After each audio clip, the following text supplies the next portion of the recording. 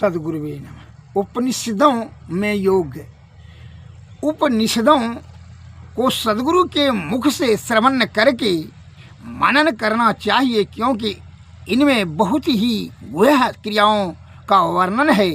उनका शुद्ध ज्ञान क्रियावान विद्वान गुरु के बिना नहीं हो सकता। अतः उपनिषदों के बारंबार पठन करने पर भी गुणाशय परिज्ञान के लिए मर्मज्ञ की आवश्यकता रह ही जाती है। योग के प्रत्येक अंग के विषय में उपनिषदों में कहा गया है। कुछ उदाहरण यहाँ उपस्थित किए जाते हैं। नाद बिंदु उपनिषद में नाद के स्वरूप को दिखाते हुए कहा गया है, सर्वचिंताम समुत्सर्ज्य सर्वचेष्टा विवर्जिता नादैव अनुसंधायात नादे चित्तम विलयते नदासक्तम सदा चित्तम विषयम नो ही कांक्षति।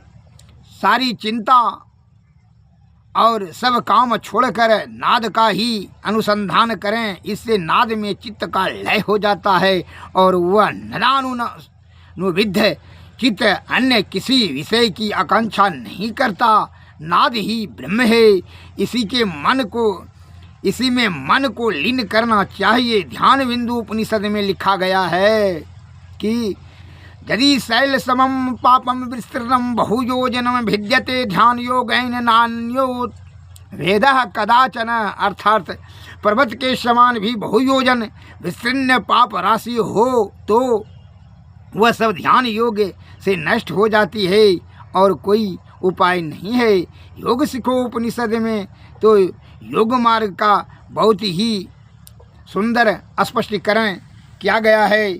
आरंभ में हिरण्यगर्भ का ही श्री महेश्वर से यही प्रश्न है कि हे शंकर, इस दुखमय संसार में सब जीव पड़े हैं और अपने कर्मों का सुख दुखात्मक फल भोग रहे हैं। इनको मुक्ति किस सुगम उपाय से हो, यह कृपया बताएं। इसका श्री शंकर जी ने यही उत्तर दिया है कि कर्मबद्ध बंध से मुक्त होने का उपाय कोई ज्ञान और कोई योग कहते हैं, परंतु मेरा मत तो यह है कि योगहीनम कथम ज्ञानम मोक्षदम भवेत् यह भो योगो अपि ज्ञानहीनस्तु नो क्षमो मोक्ष कर्मणि। तस्मात् ज्ञानम च योगम च